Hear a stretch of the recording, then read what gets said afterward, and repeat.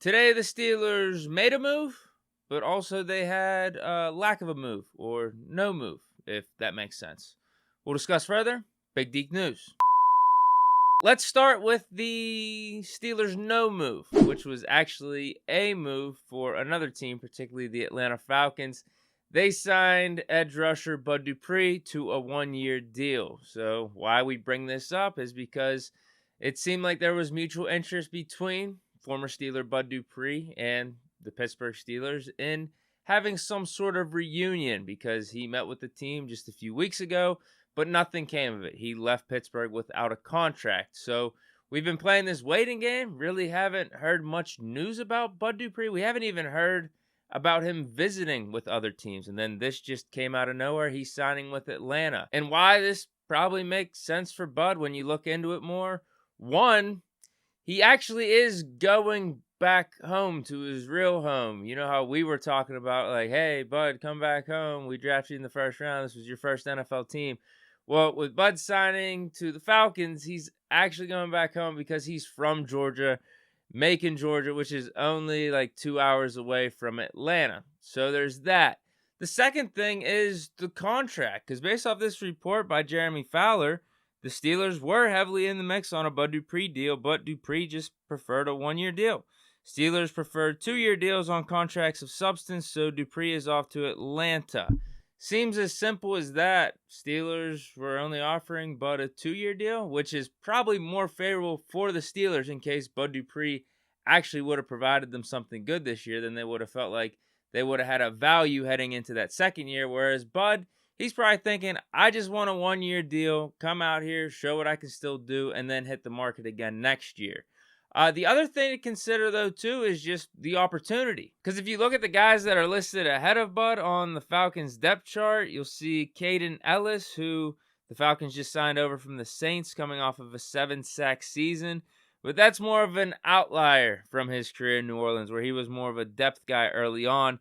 And then the other guy is Arnold Ebiketie, who is coming off of a rookie year where he just had 2.5 sacks.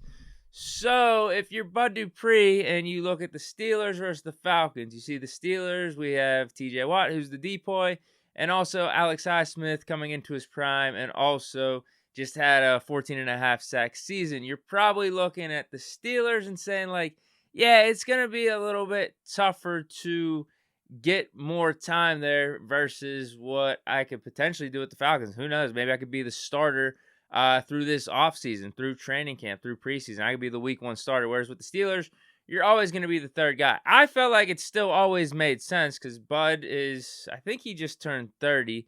He's coming off some injury-plagued seasons. Him being the third guy for the Steelers could be a good opportunity for him to come back, get into form, and just go out there and cook in passing down scenarios. But if he's looking at another big contract, wants to get starters minutes, then I could see why the Falcons make sense. So for those 3 reasons, 1, Bud is actually going back to his home in Georgia. 2, the contract's more in line with what Bud wanted as a 1-year deal versus the 2 that the Steelers were offering. And then 3, he's probably just going to get a better shot at playing more minutes with the Falcons when you look at their depth chart and everything. Now, what does it mean for the Steelers going forward? I think they're going to be taking legit interest in drafting an edge rusher in the first 4 rounds in the upcoming NFL draft. So that was the signing the Steelers didn't make today. What about the one that they did? They brought in former Clemson product, also former Raider and Seahawk linebacker, Tanner Muse. This is a cool signing because he is a big-time special teams guy. And he was actually an interesting prospect coming out of college. I remember going back to 2020.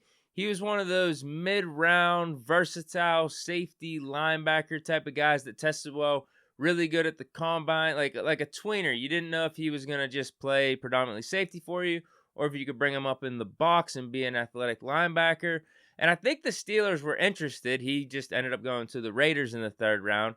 And then I don't think he was able to really catch on there. He got injured in his rookie year from what I looked up, and then the Raiders cut him prior to 2021, but then he got picked up by the Seahawks, and he really didn't do much for their actual defense. Didn't really have the opportunity, but as I said, he's like a special teams guy, and that's why I like the signing for the Steelers, because we've lost a little bit in terms of special teams so far this offseason. Like Benny Snell's still out there. We haven't brought back a Derek Watt yet. Miles Boykin. We just released Jameer Jones. So to bring a guy that is like a special teams ace, that helps.